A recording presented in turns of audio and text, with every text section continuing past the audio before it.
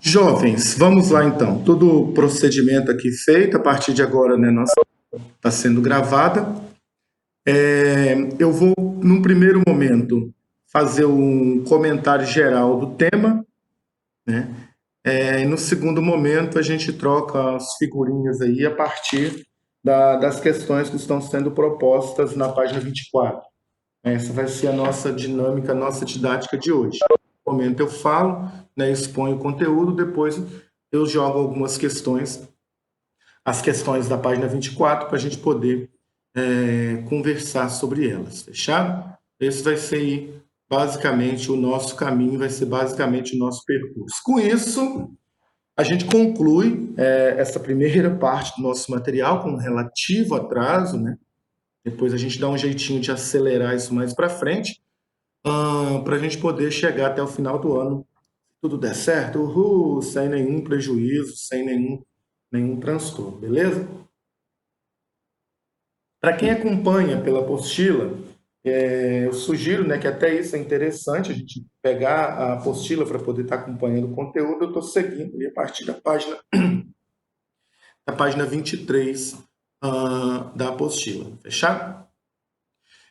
Veja só, nós comentamos na nossa última live, na nossa última aula, sobre... Professor, Oi, a Gleicielen colocou lá no negócio que ela não tá conseguindo te ouvir.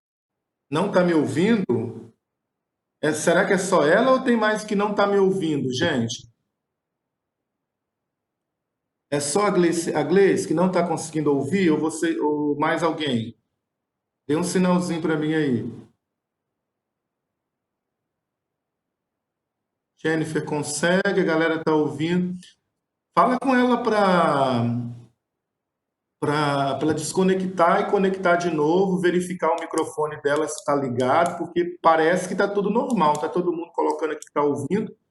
Então veja se é o microfone dela, se ela ligou direitinho, porque sendo só ela, né, aí deve ser algum problema no recurso dela lá, tá, gente? Então dá um toque nela aí para mim, por gentileza. Aparentemente a maior parte está ouvindo. Ó, hoje a gente está com o maior número de pessoas na sala, né? 37 até agora. Ah, que maravilha. Quase as duas turmas, quase todas as duas turmas. Falta uma ou outra aí. Mas que bom, isso mesmo. Então, como eu estava dizendo, nós terminamos de falar na semana passada sobre a dialética socrática, né, aquele método utilizado por Sócrates nas suas investigações filosóficas, né? E aí nós falamos que a dialética ela é composta de algumas etapas, de alguns momentos, que nós caracterizamos lá como a ironia e a maiêutica, né? Alguns autores vão fazer umas subdivisões dentro desses dois campos, mas assim, a apostila de vocês ela só apresenta essas duas características, a maiêutica e a ironia.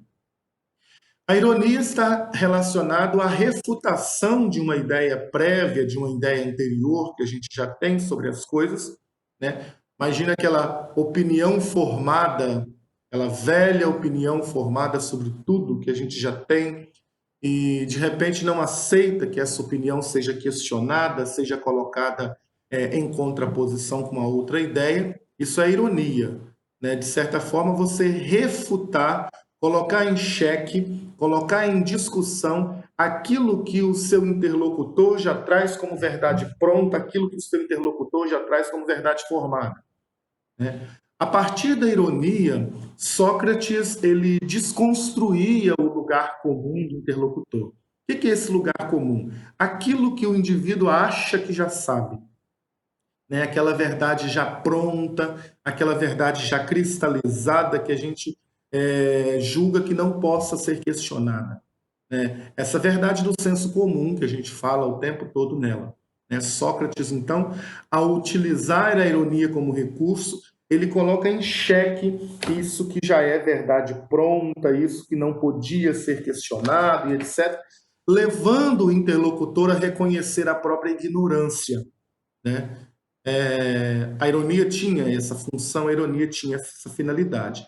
e a partir da ironia estabelecia-se uma contraposição de ideias, estabelecia-se um debate de ideias, por isso dialética, tá? A dialética está ligada a esse debate, a essa contraposição de ideias, eu já falei isso para vocês, né? Estabelecia essa contraposição de ideias, estabelecia esse debate, essa discussão, até gerar uma ideia nova, que nós chamamos isso de maiêutica, né? A maiêutica, então, como uma espécie de um novo pensamento, uma nova ideia que nascia, que surgia a partir do diálogo, a partir da discussão. Meninos, o método dialético socrático, né, esse método baseado no diálogo, né, na discussão, na contraposição de pontos de vista, a gente utiliza isso basicamente em todos os aspectos aí das ciências sociais, das ciências humanas, da própria filosofia, da política, em qualquer lugar em que está havendo contraposição de ideias, debate, discussões, a gente utiliza a dialética como método, como metodologia. Uma vez que a dialética é esse recurso, é esse método que se caracteriza pelo diálogo e pelo debate, pela discussão, conforme a gente já falou aqui. Sobre dialética, tá tudo certo? Precisa falar mais alguma coisa ou isso está de boa para vocês? Dá um sinalzinho de fumaça aí para mim. Se estiver de boa, a gente passa para frente. Tá tranquilo, né? A família para todos é quem? Que eu não consigo identificar. Quem é que está usando esse login aí? Murilo? Ah, valeu, Murilo. Camilo está de boa, para o Murilo está de boa. Fechou, então. Então, a gente vai dar um passo à frente para caminhar para a conclusão, conforme a gente tinha prometido hoje.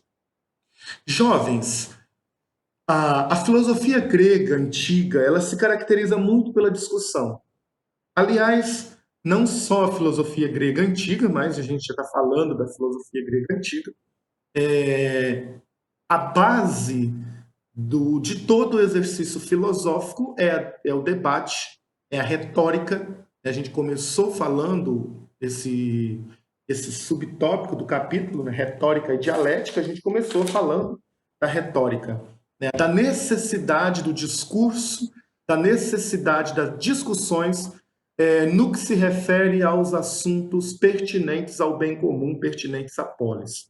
Então, a polis grega, Atenas do século V, a polis grega, ela se pautava incisivamente pelo debate, pelas discussões, pelos grandes discursos, né? Esses discursos elaborados sobre política, sobre democracia, sobre o amor, né? Platão tem um discurso muito bonito sobre o amor, sobre a ética, né? Sobre a verdade, sobre a virtude. Então, os discursos bastante elaborados, com um arranjo retórico bastante interessante, era a era deles. Esses discursos faziam muito sucesso. Esses discursos faziam, de certa forma, encantavam as pessoas. E um dos lugares, um dos espaços privilegiados para a utilização desses recursos era a ágora, né, o termo que aparece destacado em negrito no topo da nossa página. A ágora grega era uma espécie de praça pública, uma espécie de lugar público, onde os cidadãos se reuniam para debates, para discutir as questões pertinentes à comunidade, pertinentes ao bem comum, né? Essa ágora, imagine aí a pracinha que tem em Santana aí, vamos pensar aquela pracinha ali que é próxima de nós. Ali tem gente vendendo um cachorro-quente, né, as situações normais. Tem gente vendendo cachorro-quente, tem uma feira logo ali em cima, perto do Olímpio Cunha, tem gente comercializando aqui ou acolá, tem umas barracas, uns quiosques que vendem açaí ali por perto, tem um campo de futebol logo embaixo. Ou seja, imagine aquilo ali num dia normal, num sábado à tarde ou início de noite, com uma grande aglomeração de pessoas, né, em situações corriqueiras e normais, não em época de pandemia, né, Benção? E, de repente, ali apareciam pessoas fazendo influentes discursos, inflamados discursos, Igual às vezes a gente está no terminal de ônibus, aparece um político, né, ou uma pessoa de alguma religião, sem fazer juízo de valor, tá? Se é certo ou errado é outro problema, fazendo discursos, né? Fazendo discursos, gritando em voz alta, quase que esbravejando, botando os pulmões para fora, proferindo lá os seus discursos, as suas falas, os seus dizeres. A Ágora Grega era mais ou menos isso, era um lugar público, né? Uma praça pública, onde as pessoas se reuniam para debater acerca das questões pertinentes à polis. Que questões eram essas? Questões ligadas ao destino da polis mesmo, acerca do governo, acerca da virtude, da ética, do bom governo e etc, etc.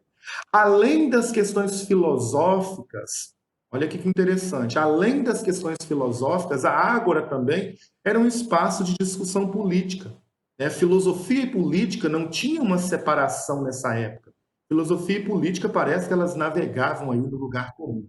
Bom, então a Ágora Grega era esse espaço onde se debatia, se reunia para debater acerca das questões ligadas à comunidade, ao bem comum e aquilo que é de todos.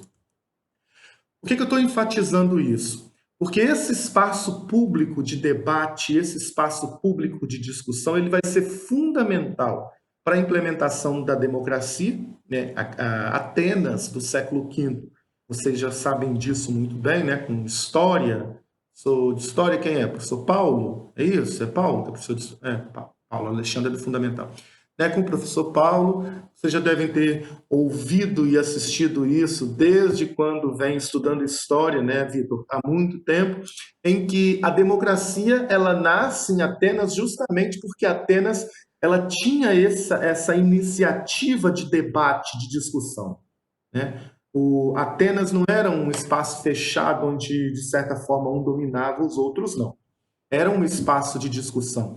E justamente porque era propício ali essas discussões, era propício ali esses debates, Atenas ela se envereda aí pela primeira experiência democrática do mundo antigo, a partir das reformas do legislador Péricles, né, do governante Péricles. Isso os historiadores datam de aproximadamente o século V antes de Cristo. O que eu estou enfatizando aqui que é interessante? Aceita um café, gente? Não? O café está quentinho, então é uma maravilha. Ou seja, o que eu estou enfatizando aqui? Essas discussões acerca dos destinos da polis, elas foram profundamente pertinentes para o desenvolvimento da filosofia na Grécia clássica. Né? Filosofia e política não havia cisão, não havia separação. Filosofia e ética também não havia separação. Né? Parece que a filosofia é uma espécie de ferramenta onde se utilizava muito para as discussões pertinentes ao coletivo, à vida política e assim por diante. Tranquilo? Essa primeira parte aí está tranquilo? Né? De que forma que a Ágora, esse espaço público de debate, esse espaço público de discussão, fazia parte da experiência grega antiga, no sentido de traçar um destino comum, de pensar um destino comum e assim por diante. Beleza? Então a Ágora era esse espaço de debate, esse espaço de discussão, e a partir desse debate, tomou 2 cafés já, Cíntia? É maravilhoso, né? Thaís não gosta de café, Thaís. Gente de Deus, eu encontrei uma pessoa no planeta que não gosta de café. Caramba. Tá bom, Thaís, gosto é gosto. Tudo bem. Gosto é gosto. Triste, né, Leandro? Mas café é maravilhoso. Mas para quem gosta, é maravilhoso para quem gosta, né? Para quem não gosta. Ana Carolina também não gosta de café, 2. Opa, 2 pessoas hoje no planeta que não gostam de café. Provável que haja outras, então, né? Beleza. Então, gente, a Ágora era esse espaço onde se debatia, onde se discutia, e nesse espaço de debate, nesse espaço de discussão, desenvolveu, então, a filosofia grega. A filosofia, percebem vocês que parece que ela sobrevive da retórica e da dialética, né? Ela sobrevive do debate, ela sobrevive da discussão. Sem discussão, sem debate, sem contraposição, não há filosofia. Beleza? E agora, José? a festa acabou. Vamos dar um passinho à frente. Meninos, como nem tudo é perfeito, né, em lugar nenhum do mundo há perfeição, né, as coisas acontecem de uma maneira perfeita, né, Gustavo? A Atenas democrática do século V tinha os seus limites, né? Tinha os seus limites. Provavelmente, o professor Paulo deve ter falado isso para vocês quando trabalhou história grega, né? Quando falou da história grega. Possivelmente ele já tenha comentado, colocado isso para vocês. A Atenas democrática do século V também tinha seus limites, porque essa democracia, entre aspas, era uma democracia totalmente restritiva, totalmente limitada. Restritiva porque ela contemplava, dizem os historiadores, apenas mais ou menos em torno de 10% da população de Atenas da época. Por quê? Mulheres, estrangeiros e escravos não tinham acesso aos espaços de debate, não tinham acesso aos espaços de discussão. Portanto, é uma experiência interessante porque, pela primeira vez no mundo antigo, se fala do direito à palavra, da liberdade à participação, da liberdade a expor a sua opinião em praças públicas, né, como a Ágora, por exemplo. Mas, por outro lado, ela é restrita porque ela não contempla o corpo da população, né? Ela não contempla o todo da população. E ficava, de certa forma, uma grande parcela dessa população fora dos processos de debates, fora dos processos de discussões. Esse público, como nós já nominamos, mulheres, estrangeiros e crianças, não tinham espaços, mulheres, estrangeiros e escravos, né, melhor dizendo, que criança nessa época nem ser humano era considerado, mulheres, estrangeiros e crianças eram mulheres, estrangeiros e escravos. Opa, o café está funcionando não. Ficava fora desse processo, ficava fora dessa discussão. Beleza? Ainda bem que de lá para cá tudo mudou, né? E hoje nós vivemos numa perfeição de democracia, não é isso? Onde todos têm direito à participação, beleza? Onde todo mundo tem seus direitos respeitados, participam, né? Brasil é uma experiência de democracia maravilhosa. Só que não, né?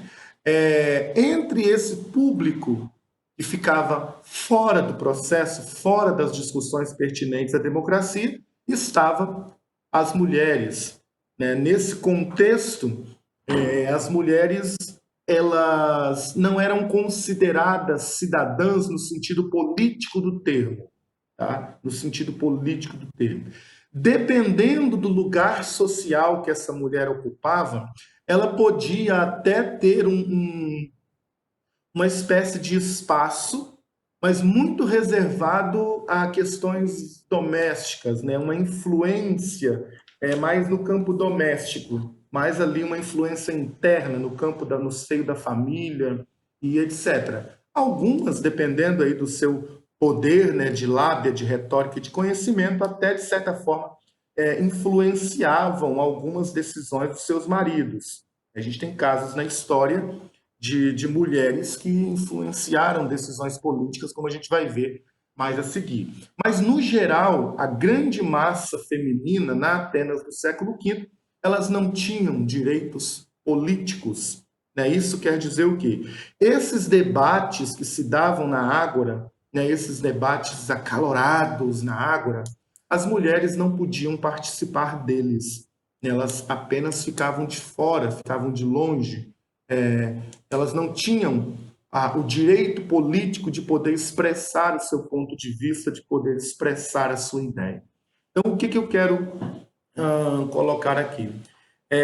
A mulher ela tinha uma tarefa, uma função estritamente no âmbito doméstico, o cuidar dos filhos, o cuidar da casa, o cuidar do marido, e ela não tinha um papel social mais preponderante, ela não tinha um papel de destaque nessa sociedade que, de certa forma, era uma sociedade caracterizada pela figura paterna, né, paternalista, figura do pai e do homem, beleza? Então, esse é um ponto que eu acho que é fácil para todos entenderem, porque, de certa forma, isso se repetiu na história por N vezes, né? A mulher relegada aí a esses espaços mais domésticos, sem uma influência social e política que possa se julgar pertinente.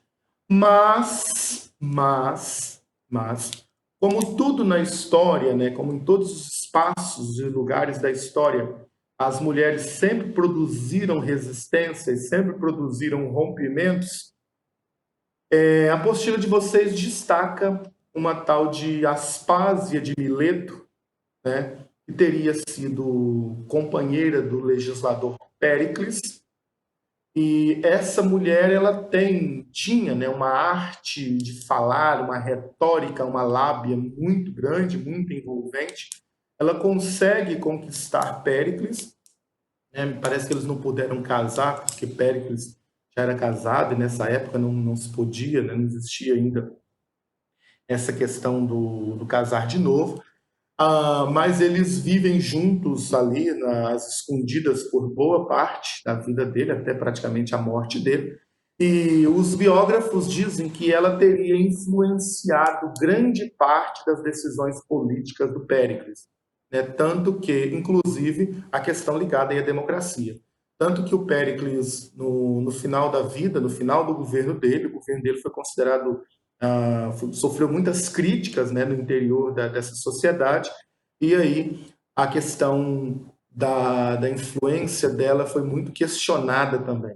Mas, de certa forma, o que a gente tem aqui é uma das poucas mulheres que se tem conhecimento na história, né, que se destacou nesse contexto com uma certa influência. Uma outra teria sido Diotima, que o Sócrates se refere a ela como uma grande mestra do conhecimento, como uma grande mestra do saber.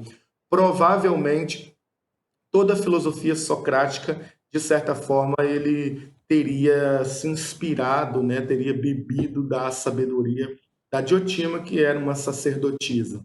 Então, percebe o que eu quero trazer aqui? Que as poucas mulheres que foram historiadas, né, que se tem conhecimento, que se falaram sobre elas, elas ficaram muito restritas aí ao papel masculino, à figura masculina. Elas só apareceram como suportes, né, dos homens, ou dos seus maridos, ou dos seus amantes, ou sei lá o que quer que seja. Né? A mulher não tinha um papel social muito grande, muito incisivo.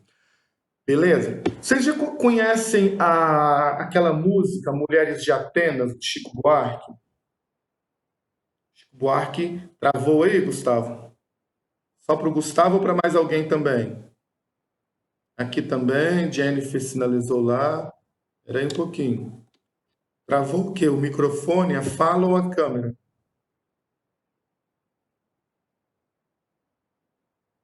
Ah, Quando você estava falando, travou. Você ficou um tempo sem falar e depois voltou no assunto lá para frente. beleza, Nicolas, a fala. Nicolas sinalizou ali que é a fala. Então, eu estava terminando dizendo que as mulheres não tiveram um papel, digamos, social mais incisivo dentro da cultura ateniense, né? Elas ficavam relegadas muito ao aspecto doméstico, né? A educação doméstica, ao cuidado dos filhos, ao cuidado do marido. Elas não eram consideradas cidadãs no sentido de direitos políticos, tá? Elas não eram consideradas aí cidadãs, justamente porque elas não tinham direitos políticos. E falamos do papel da mulher nessa cultura, papel muito doméstico, né? Papel muito doméstico.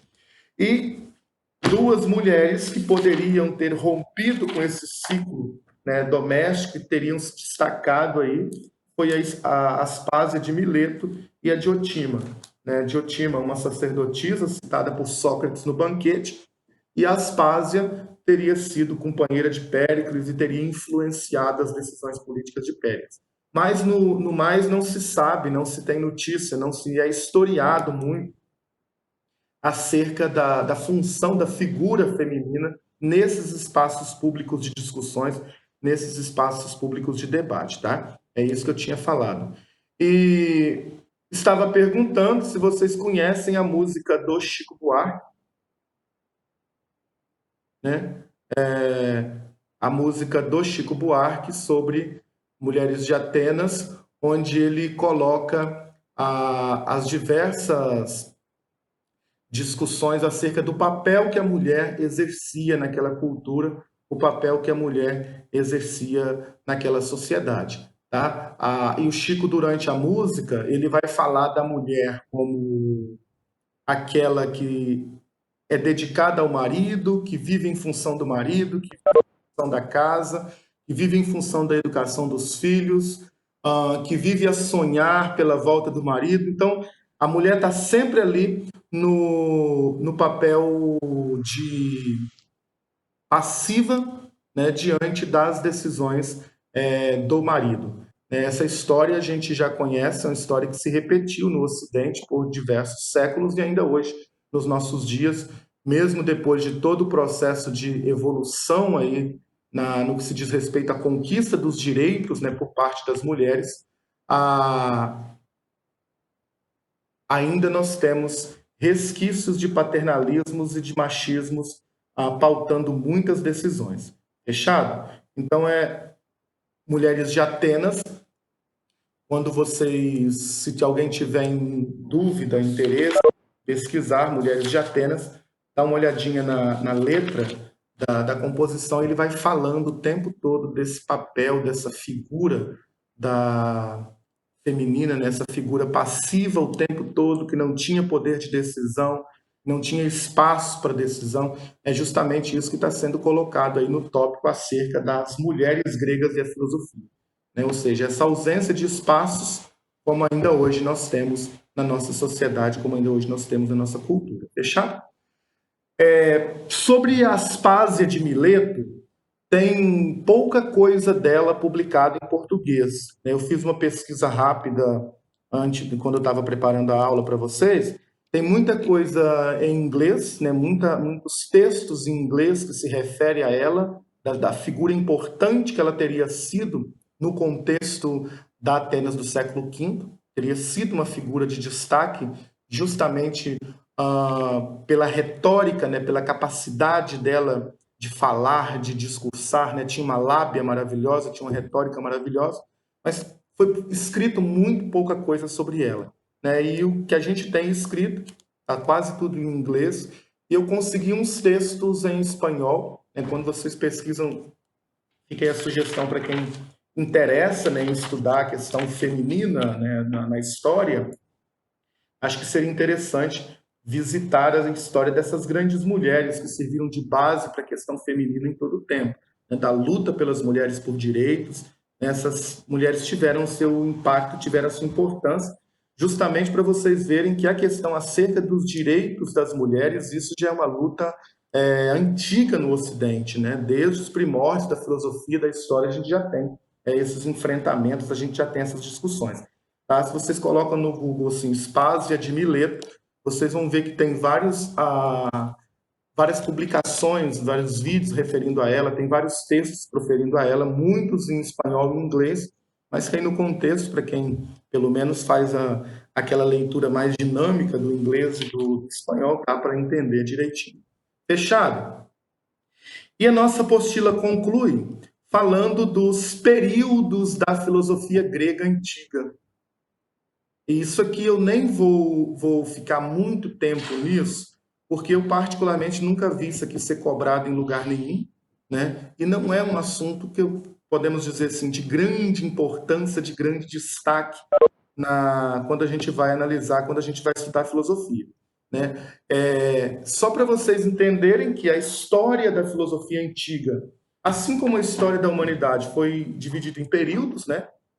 Tem história antiga, história medieval, história moderna, história contemporânea, né? Paulo já deve falar isso para vocês.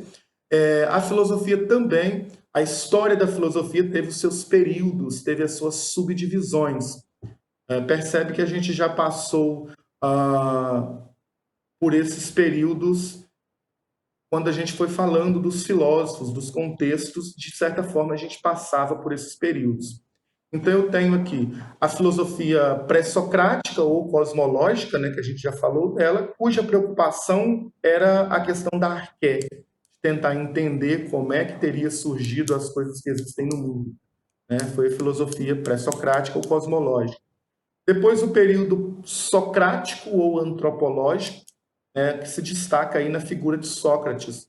O termo antropológico indica que, a partir de Sócrates, questões pertinentes ao humano, né, como a ética, a política, a virtude, isso vem ao debate filosófico, tá? Gente, só atenção aqui, alguns livros e algum material traz aí período socrático-platônico também, né? Ou período socrático-platônico, ou período platônico, né? Então, os termos variam aí. Se tiver socrático platônico ou coisa do gênero, né, são filosofias relacionadas aí à época de Sócrates. Depois o período sistemático, que está relacionado à filosofia aristotélica, né, o pensamento de Aristóteles e toda a importância que o pensamento de Aristóteles teve para a ciência. Postila 2 de vocês, a gente vai estudar Aristóteles, tá? Tá uma delícia lá a aula de Aristóteles, a gente vai estudar ele na apostila 2. E depois desse período clássico aí da filosofia antiga, nós tivemos o helenismo. O helenismo foi quando a região ali da Grécia ela já é tomada pelos romanos, né, quando nós tivemos a invasão romana, e toda a influência que a cultura romana teve na Grécia naquele contexto. Aí destacaram-se as chamadas comunidades helênicas, ou que já foi uma mistura aí de valores da cultura grega com a cultura romana e aquela mistura, aquela miscelância que se deu. Muitos chamam de período greco-romano também. Vocês já viram o termo greco-romano? Greco-romano se diz respeito a essa mistura de valores da civilização grega, da cultura grega, da filosofia grega com a filosofia romana. Então, nossa apostila termina aí. Essa questão dos períodos não é tão interessante, isso é mais uma questão para vocês saberem que a filosofia grega antiga ela foi aí dividida em períodos e que cada um período desse teve uma certa preocupação, cada um período desse teve uma certa discussão. Beleza? E aí, como eu tinha avisado nos minutinhos finais, né, tem aí essas 3 questões para a gente poder visitar, para a gente poder comentar sobre elas bem rapidamente. Percebem vocês aí que são mais questões de cunho pessoal, tá? Ou seja, não tem uma resposta exata, são só questões para a gente pensar, são só questões para a gente refletir e discutir. Vou jogar a primeira e quem é que quer comentar sobre a primeira? Pode abrir o microfone e falar, tá? Você está satisfeito com o modo que a sua sociedade é organizada? Por quê? Nela há espaços de convivência que contemplam a diversidade dos grupos locais? Lembra que a gente falou da Ágora como um lugar onde se organizava a sociedade grega, né? A nossa sociedade hoje também ela está organizada em espaços. Você está satisfeito com essa organização? Há nela lugar, espaços que contemplam a diversidade do nosso povo, a diversidade da nossa cultura. Gente, quando eu falo em diversidade aqui, eu estou falando a ideia de diversidade em vários campos, tá? Diversidade étnica, cultural, religiosa, política e assim por diante. E aí? Quem é que arrisca primeiro aí? Não? Quem vai ser o corajoso que vai arriscar uma resposta para essa primeira questão? Ninguém, gente? Ninguém? Ouvi um som. Eu não entendi muito bem o que ela quer dizer com tudo tão organizado assim. Peraí. Você não entendeu bem o que quer dizer? Com organizada. Como ela está sendo organizada. Vamos Em que pensar. sentido? Organização aqui, João, é organização em todos os sentidos. Organização política, organização cultural, social. Né? A nossa sociedade, vamos pensar, vamos analisar a sociedade brasileira. A nossa sociedade, tal como nós visualizamos hoje, você considera que há espaços para que a diversidade do nosso povo seja mostrada, a diversidade do nosso povo seja contemplada? É isso que está querendo, Não, está longe colocando para a gente. Vai. disso. Por que não? Não mesmo. Bem, primeiro, né, a gente tem. Vou começar pela política. Política. A gente tem literalmente um cara que é totalmente contra essas margens sociais, né? Grande parte dela. Ele fala abertamente, sem vergonha nenhuma. Eu teria vergonha, por exemplo. Só não cita E a gente não, vê tá? isso. Eu não vou citar nomes, mas todo mundo Ah, sabe aí do nosso palhaço Bozo. Aí, além disso, a gente vê isso o tempo todo na sociedade, que existem muitas e muitas pessoas assim. uhum. E, assim, eu nem me assusto mais com isso. Você vê isso em famílias que têm pessoas desse tipo. Eu já vi muitas vezes um, vamos lá, um pai com isso com o filho.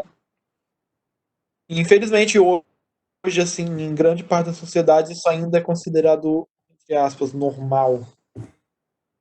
Então, não estou nem um pouco satisfeito com como a sociedade se organiza. Então você não considera que a sociedade brasileira tem espaços para a gente pensar a questão da diversidade? É uma opinião, tá, gente? Tem outra opinião que contrapõe a essa? Lembrando que a gente está trabalhando dialética, e a dialética é justamente a contraposição de ideias. Não quer dizer que tem uma verdade única. É possível que tenha grupos, setores da sociedade, João, e aí que vai dizer que está tudo ok, né? É talvez uma das contradições da democracia, mas ainda assim ela é um dos melhores espaços, na minha opinião, para a gente poder, mesmo que a gente não concorde, a gente tem um espaço de dizer que eu não concordo, que eu não gosto, e o outro também tem um espaço para dizer que sim, que está tudo bem, que eu concordo, que está de boa e etc. Né? Embora tenha algumas práticas que são absolutamente questionáveis, né, dentro de uma democracia, elas precisam de espaços para se manifestarem. Mas aqui é interessante pensar, João, em primeiro ano, que quando fala de diferença, de diversidade, se eu penso na diversidade cultural, que espaço a diversidade de cultura tem no nosso país? Né? Se eu penso na diversidade religiosa, qual o espaço para a diversidade religiosa que há para a diversidade religiosa no nosso país?